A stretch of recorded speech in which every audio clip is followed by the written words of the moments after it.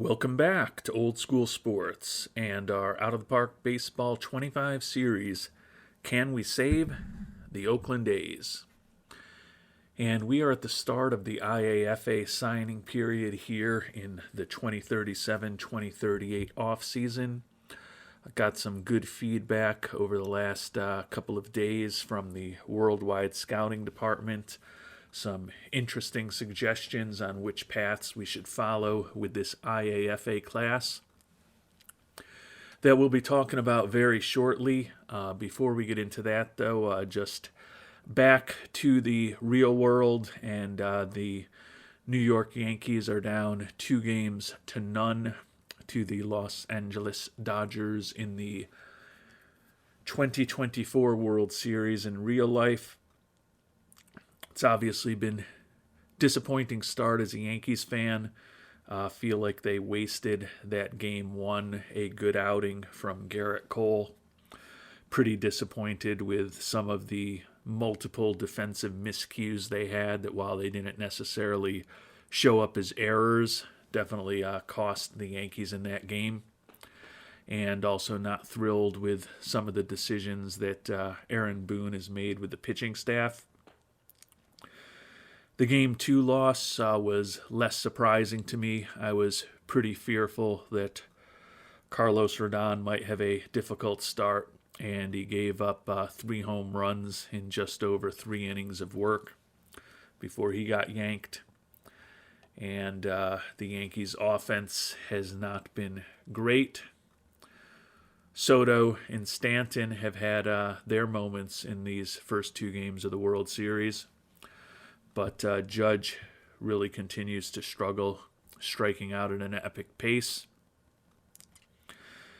I said before the series started that I was respectful and perhaps even somewhat fearful of the Dodgers lineup, and thus far, it has definitely been as expected.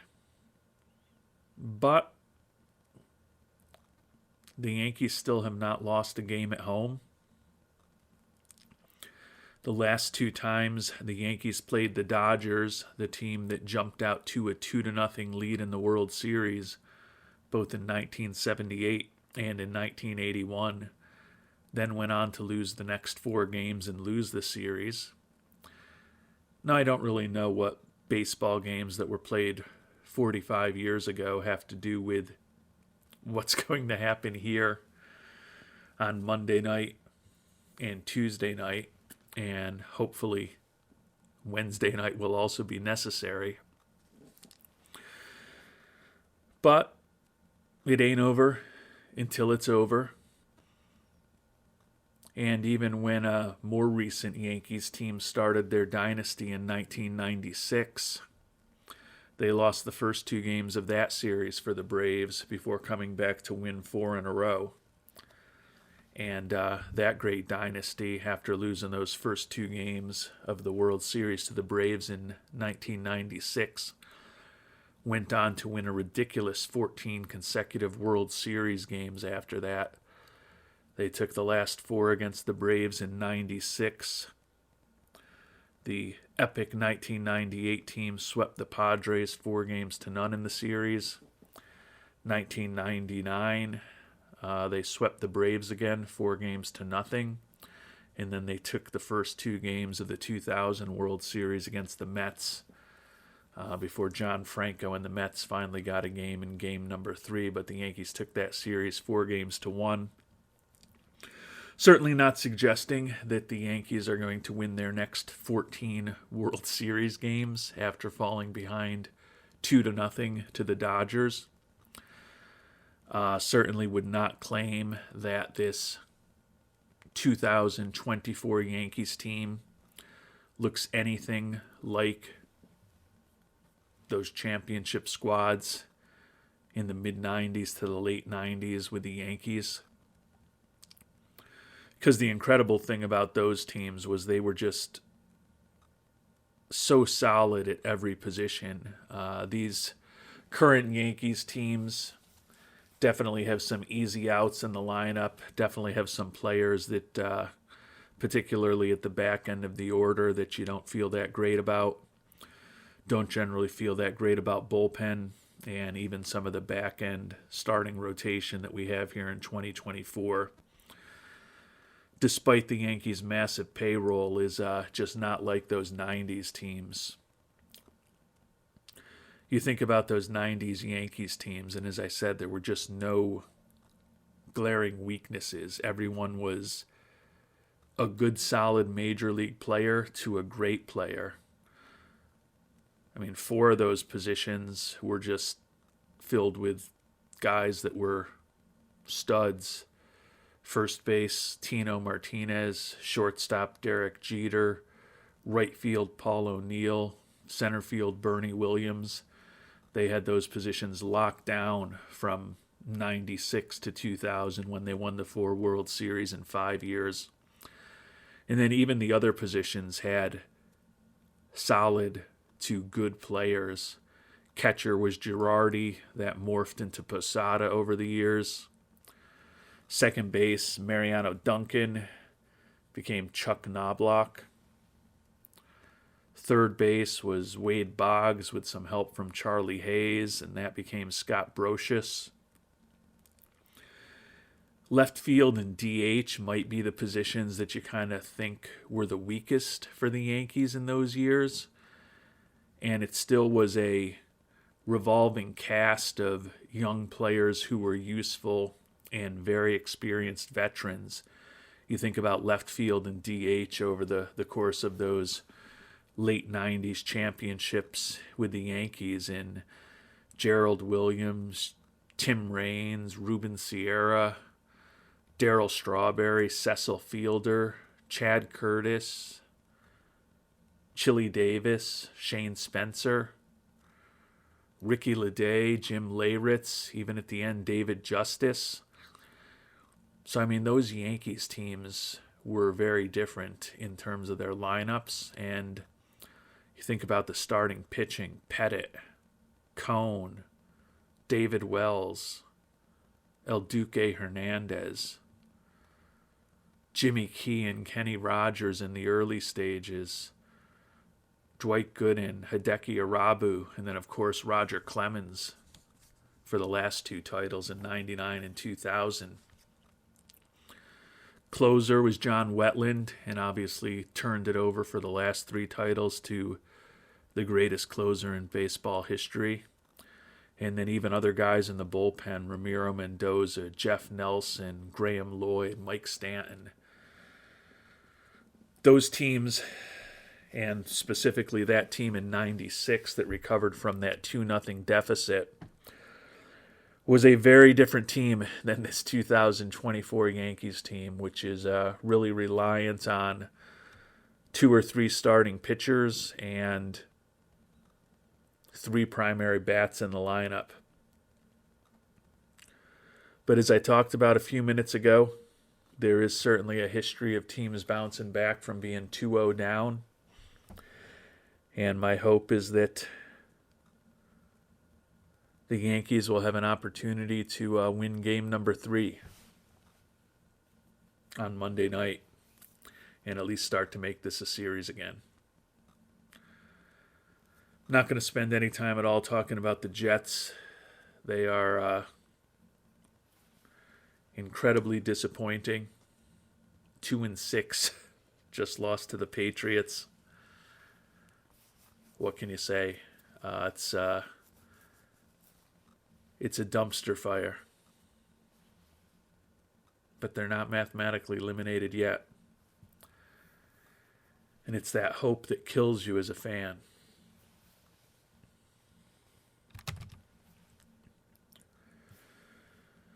So we'll turn our attention now to the 2038 Oakland A's and OOTP, specifically to the International Amateur Free Agent Pool. And thanks as always to the members of the Worldwide Scouting Department who gave us some ideas. Pitching-wise, only one guy that got a recommendation, and that's Kazuki Asari. Scott Donovan gave Six-Pack Asari the thumbs up, thinks he is a pretty impressive pitching prospect. And I do agree with the potential 5-pitch arsenal, potential stuff that's exceptional with potentially really good movement and really good control, good stamina, outstanding at holding on runners. 17-year-old, already throwing in the low to mid 90s, ground ball tendencies. Definitely a lot to like about him. Don't love the low leadership, loyalty, and particularly the work ethic in terms of him ultimately reaching his full potential. But if we are to go with a pitcher, with Asari having a slightly lower price tag than Luis Quintana, who also has some personality quirks and is, in my mind, not quite as good a prospect, although he does have a 6-pitch arsenal. If we go with a frontline pitcher, I do think Asari is the way to go. I agree with Scott about that. And several of you mentioned the reliever Molina is a guy to maybe layer in if we go with one big guy, and I still am thinking about that as well. But when we turn our attention to the hitters, there definitely are some big guys that are popular here that we should consider. Not my four-ply likes Rogelio Mata, 16-year-old shortstop out of the Dominican. Looks like a pretty good glove and a potentially excellent home run bat. Love the durability. Mixed personality profile. High adaptability and work ethic is positive, but low leadership, loyalty, and he's a bit focused on making the Benjamins as well. But certainly an interesting prospect. Even more popular was Jesus Castaneda. Truck Stop was the choice of Dude, and he was the second choice of Kevin McDowell. Good personality for the corner outfielder, and like Mata, potentially outstanding home run power if everything comes together. Even more popular than those two guys was Alexis Campos. Avery Shayam, not my four-ply, and Darkosis all liked him. Was also noted with that outstanding contact, that exceptional gap power, incredible speed, and a mediocre eye. He did remind some longtime members of the Worldwide Scouting Department of Deshaun Seifu, who we had in our Buffalo Wings expansion playthrough in OOTP 24 a year ago. Like the range in the outfield, another guy with a mixed personality. And he potentially even has decent power as a left-handed hitter if he reaches his full potential. But certainly the most popular guy by far was Jacoby Manelli. Dude, Avery Shayam, Dodo Dude, Darkosis, Calvin Huh all liked him. Paul West, Kevin McDowell, and Quaitime all said go after Manelli and package him with a couple of the lower price guys. Some very specific examples of the cheaper guys that we could bring him on board with. The point made by many of the Worldwide Scouting Department members on Bucket Manelli was the bat is incredible. Can probably, with his 6'2" height, get him to be a decent first baseman with some time in the development lab. Does have high adaptability and work ethic, but potentially well above average gap power and eye, potentially outstanding contact, and potentially world-class home run power. Is the type of bat that we haven't often had in the course of this playthrough, and when we have had, well, I don't think we've ever had a bat quite this good, but when we have had bats close to this good, they've generally been guys that we were renting for a year or two. So I think there's a lot of interesting options here. But I am going to go with the majority vote of the worldwide scouting department. Not that this is really a democracy. Ultimately, my vote is the only one that matters, but I do appreciate the recommendations, and I agree that Bucket Manelli really stands out with this potentially incredible bat. He's not even 17 years old yet, and he's already, 35s and 30s in the ratings, which is not incredible, but at least he's avoiding those 20s and 25s. And he does have a personality, which in conjunction with our excellent farm system and investment in player development and coaching should spur him on to a pretty good chance to reach most of his potential. And if he does that, he's going to be a big-time DH or first baseman. Probably not going to ever really be competent in the outfield. But again, with that bat, if he comes close to reaching his full potential, we'll happily play Manelli at DH. So we are going to try to come right after him and get him locked up. We're not going to make offers to anyone else. My hope is that we'll still have a decent amount of money left after we do sign Manelli, and we'll be able to bring on some other guys. But I don't want to risk putting some other offers out there that could keep us from being able to ultimately sign Manelli if we have to go up to the $5.7 million we have. So we're going to make a pretty good offer to start, $3.25 million. Try to lock him up in the next several days with that overbid, and then hopefully be able to pivot to some of the less expensive players that we talked about earlier in the previous episode, or maybe some other younger, less expensive guys that we haven't even talked about yet. So Bucket Manelli, the man of the people, is the guy that we're trying to lock up first here in the 2038 IAFA signing period.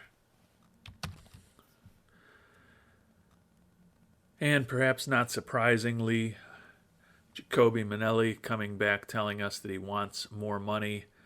Looks like the Yankees have made an offer to him. Says he's looking for $3.6 million.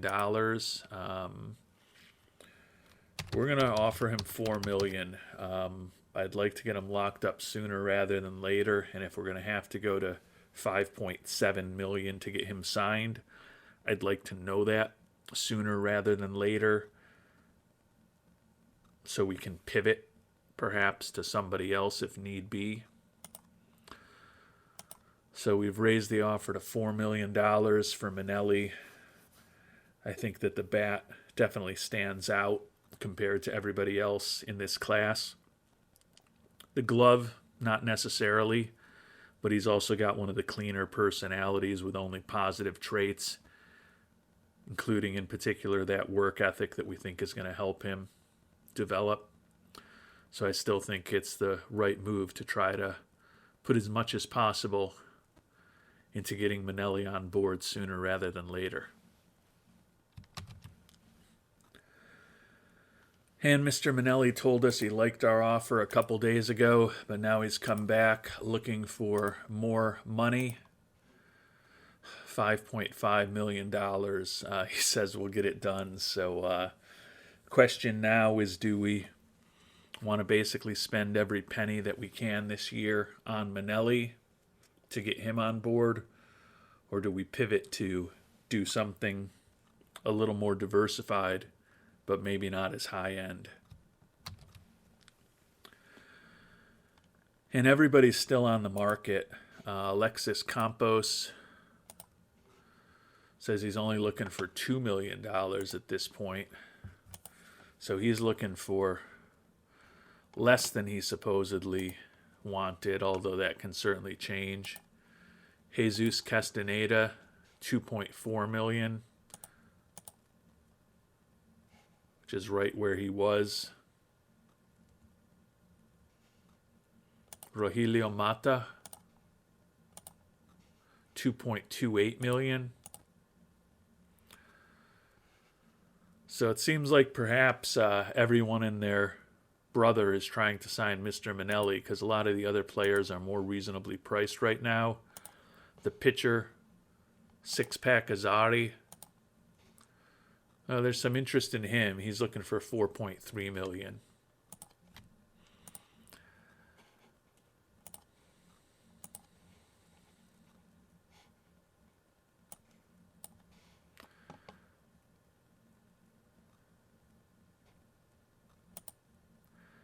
I still think that Manelli's bat is special enough that we're going to focus on him.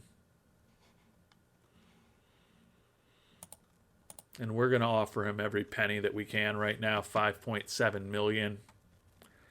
If we get him signed, great. If we don't, hopefully he goes for the $5.7 million with someone else quickly. And we can pivot to some of the other options that we just mentioned. And we did end up yesterday finally getting Manelli signed, so spent every penny that we had with the $5.7 million, but Jacoby Manelli is now a member of our international complex.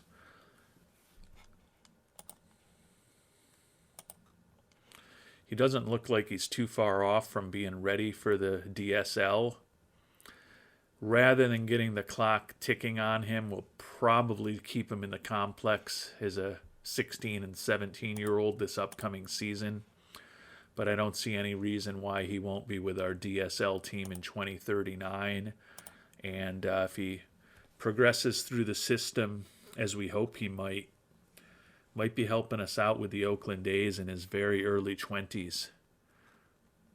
Maybe Jacoby Manelli is going to turn into our version of Juan Soto for the Oakland A's.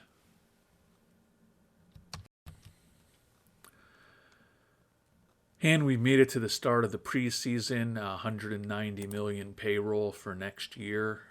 So when we look at the front office, we still have a little bit of money to spend. Our scouting and player development budget's going to be a bit lower than they were a year ago, but still really strong. And a little bit of money available for us to take on some trades. Still have an 89 fan interest, so through some of our trades that we made and our players that we signed who were arbitration eligible, we've gotten a decent boost since the end of last season. Still potentially have one hit coming, although quite honestly, I don't think it should be that big a hit when Colt Keith eventually signs with somebody else.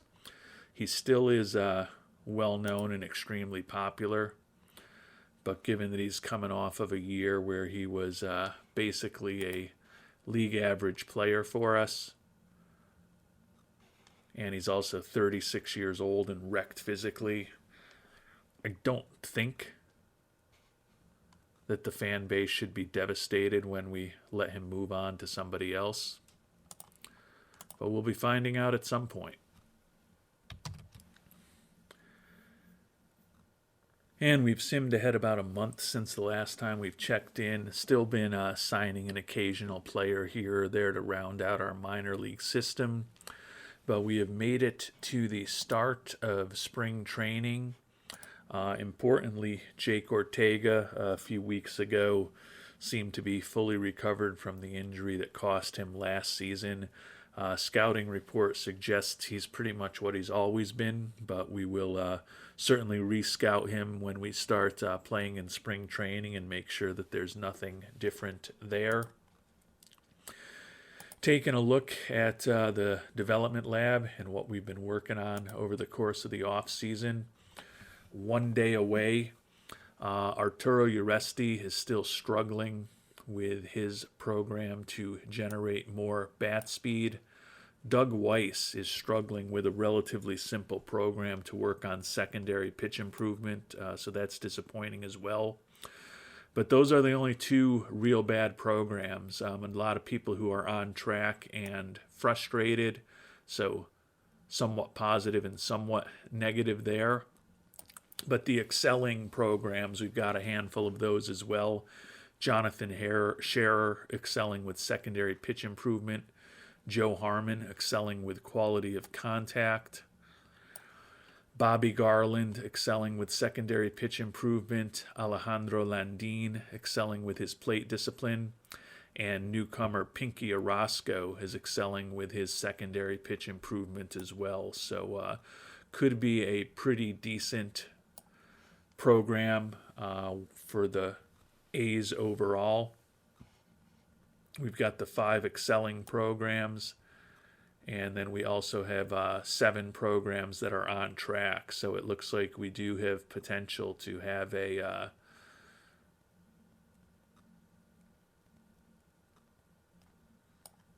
60% success rate overall in the 20 programs, which would certainly be pretty positive.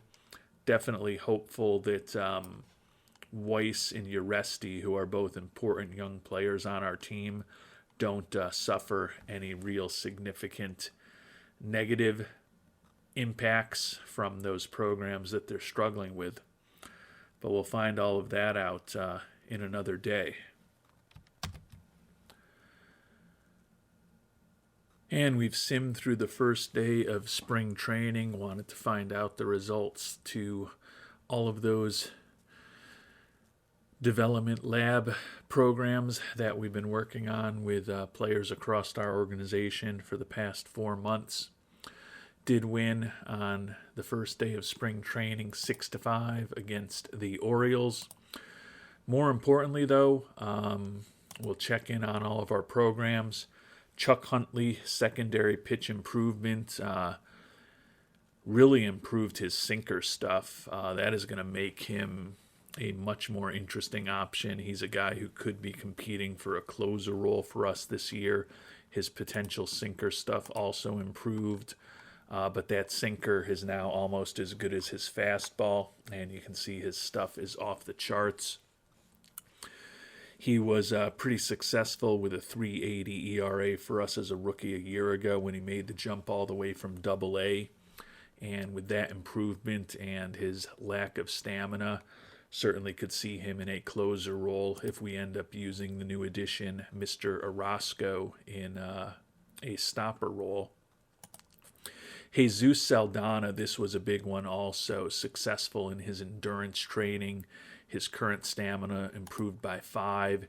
He was basically a 5-inning pitcher for us a year ago with that 40 stamina, with that successful program and his well above average stuff, movement, and control.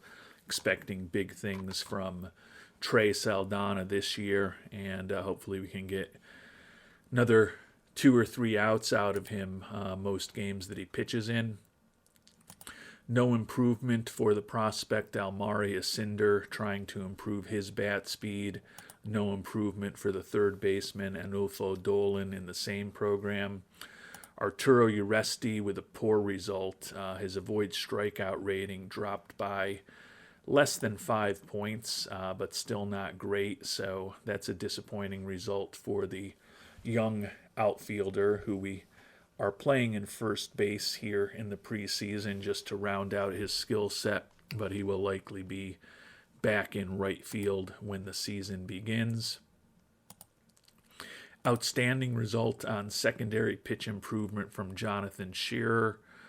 Some slider improvements for him. He's a guy who certainly should be competing for a full-time roster spot this year after splitting last year between Double-A and the majors. Doug Weiss with that poor result. And that is an awful result for someone that we are trying to move into the rotation. His injury proneness, normal bordering on fragile, down to somewhat fragile, and his current stamina decreased as well. Still at a 45, at least from what we see here, but definitely was hoping that we wouldn't get the poor results from both Uresti and Weiss, and unfortunately we did. Joe Harmon, outstanding in his quality of contact, current and potential BABIP rating, both improved for the young prospect. He made his debut with us late last year, probably will be beginning this year in AAA, but certainly looks like a guy who could have a important role for us, at the very least coming off the bench in the not too distant future. Danny Phelps, no improvement in his program to generate more home run power. Daniel Blanco, secondary pitch improvement to his knuckle curve. Another guy who's going to be in the mix for a full-time spot in the bullpen this year, so good to see that improvement. Juan Ramos, plate discipline improvement. His current I rating improves by 15 points. So Ramos, who led the league in ribbies a couple of years ago, was top 3 in both homers and ribbies this past year. Looks like he could be generating a lot more walks for us this season. He's going to be set to make a huge amount in arbitration a year from now, but if he keeps playing the way that he's played for us as our DH, certainly could see us keeping him around. Darnell Selvey, former first-round pick, current power rating improved by a little bit for the 21-year-old. He'll likely be in Double-A this year. Mike Blumenshine, first-round pick a couple of years ago. Increased pitch movement in program successful, so his current movement rating improved. Blumenshine not looking too far off major league quality at this point. Had an injury-plagued first season with us after we drafted him out of Brown. Split last year between rookie ball, A ball, and high A ball. We're actually using him as our number 6 starter in spring training just to get a decent look at him. Tend to think we're not going to jump him all the way from high A ball to the majors, but with that improvement of his movement, his fact that he's 23 years old, and his overall profile, I don't think Blumenshine is too far away from being able to help us. Luis Godina, no improvement in his quality of contact program. Chris Jensen, our first-round pick from a year ago, unfortunately no improvement, trying to improve his control. Bobby Garland, an outstanding result in secondary pitch improvement. His changeup better than it used to be. He likely be in the mix for a bullpen spot, and if we have some injuries or ineffectiveness, he could find himself back in the rotation. No improvement for Mr. Palomares on his plate discipline. Outstanding result on plate discipline for Alejandro Landin. Current eye improved by 5 points. So Landin now with an average-ish eye. Hopefully will draw a few more walks for us this year. Kevin Patterson, successful in secondary pitch improvement, working on that changeup. He's likely going to be a number 5 starter for us this year. Hopefully can be a little more effective than he was the last couple of years for us in Oakland. And an outstanding result from the new addition, Mike Orozco, on secondary pitch improvement. Current sinker improved by 10 points. His stuff now looks off the charts. Brought him on board to potentially be a closer or a stopper for us this year when we traded for him, when we moved on from the always controversial reliever from a year ago, Camden Reisinger, and Pinky Orozco looks like he could be a pretty good replacement for us. Our old friend Jonathan Niswanger, the Purdue product, torn rotator cuff. He's going to be out for the entire season and going to be lucky to be back in time for the start of 2039. So when all was said and done, when we take our inventory on the 20 development lab programs that we just ran, when all was said and done, 12 of the 20 programs were positive. We had 5 outstanding results and 7 successful results. 6 results with no improvement, and then just the 2 poor programs. Unfortunately, the poor programs with Uresti and Weiss both involved pretty important young players in our organization. Uresti, we've also made a long-term contract commitment to. Weiss, we have not. I'm guessing he's still going to be looking for some pretty crazy money. $228 million over 10 years. So given that he has regressed a bit in his abilities. He's already 26 years old, and it's actually his birthday. Happy birthday, Doug. Fragile physically, and we still have control from him for another 4 or 5 years. Probably not going to get too aggressive trying to sign him for the long term with the kind of money that he is looking for. But overall, I think that the development lab was pretty successful here. We're going to get back in now and get a bunch of guys working on probably some programs focused on their defensive skills over the next month or so. And next time around, we will sim through spring training, find out how this next batch of development lab results turns out, and most importantly, make our decisions on which players are going to be on the 26-man roster when we head north to Oakland to begin the 2038 season. Until then, thanks so much for watching, and hope you have a great day.